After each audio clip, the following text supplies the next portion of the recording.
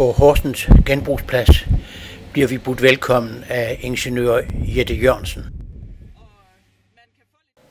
Hun starter med at vise hen til en skærm på service- og personalebygningen, hvor brugerne på en enkel måde kan orientere sig om, hvor containerne til de forskellige former for affald og kasserede materialer skal placeres.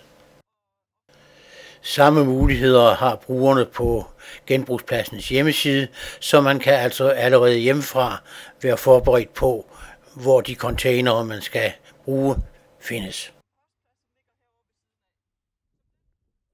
Vi er nu ved containeren til småt brandbart. Nogle tror, at det her er alt affald skal i, men der er faktisk rigtig mange containere, hvor affald går til genbrug, og det vil vi meget hellere, end at det bliver puttet i her. Vi har prøvet at skrive det på skiltet ved at sige, at det kun er til rester, som ikke kan genanvendes, og kun til affald, som ikke er farligt affald. Stort set alle de andre containere bliver affald genbrugt, men det her det går til forbrænding.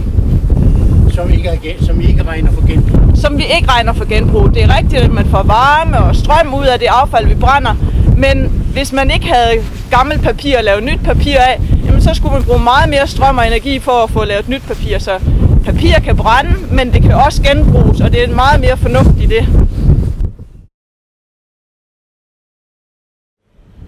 Når vi siger, at vi gerne vil samle papir ind til genanvendelse, så betyder det faktisk en stor del for vores økonomi også. Vi tjener gode penge på at sælge vores papir. I modsætning til, hvis man nu afleverer papir til forbrænding, så skulle vi betale penge for at komme af med det. Men når vi afleverer papir til genbrug, så er det også vigtigt, at vi kan kende forskel på, om det nu er pap eller papir.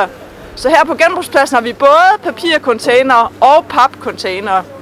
Og det, der er meningen, man skal putte i dem, er jo selvfølgelig papir, der er rent og frisk og klar til genbrug. Og nogle gange oplever vi desværre, at der for eksempel ligger en pizza inde i papcontaineren og sådan noget. Og det er jo ikke rart for dem, der skal genbruge tingene bagefter. Og det kan ødelægge kvaliteten af materialerne. Men vi håber selvfølgelig, at folk de tænker sig om og også tænker på næste skridt, at når man har smidt i containeren, så er det ikke bare væk, men der er nogle andre, der skal arbejde videre med det, for det er nogle gode materialer. Det nye, som måske kan være en udfordring for nogen på Horsens genbrugsplads, det er, at vi har lavet en forhøjning hernede for enden af genbrugspladsen. Forhøjningen gør det muligt for os at placere nogle store containere, så vi kan, når vi skal køre afsted med affald, kan komme afsted med nogle meget større portioner, end vi kunne tidligere. Containerne, der står her på jorden, de er nødt til at være i en højde, så borgeren kan løfte tingene op i dem, så de kan ikke være så store, som vi kan, når vi kommer op i højden. Nogle har spurgt os, hvorfor vi ikke har gravet det hele ned i stedet for, men der skal man huske, at vi ligger på en gammel losseplads, og det er ikke almindelig jord, vi skal grave i, hvis vi skulle begynde at grave tingene ned her. Så derfor har vi valgt at gå i højden. Det giver os også den fordel, at vi inde under plateauet har fået plads til vores kemisortering og elektronik og genbrugsting. Det vi har fået forbedret rigtig meget på Horsens genbrugsplads er vores kemimodtagelse. Vi har fået lavet et rigtig godt stort sorteringsrum med fornuftig udsugning, og det betyder rigtig meget for arbejdsmiljøet for de folk, der arbejder med det til daglig. Det er vigtigt, at det her det er et personalerum, og det kræver uddannelse, at man får sorteret affaldet op i de rigtige beholdere. Så borgerne de sætter deres ting på disken, og meget gerne i noget emballage, hvor man kan se, hvad indholdet er. Og det vil jo sige originalemballagen, så har man brugt terpentin til at rense pensler i, jamen så skulle der gerne stå terpentin på den beholder, man afleverer. Fordi næste skridt jo så er, at personalet skal ind og finde den rigtige beholder herinde.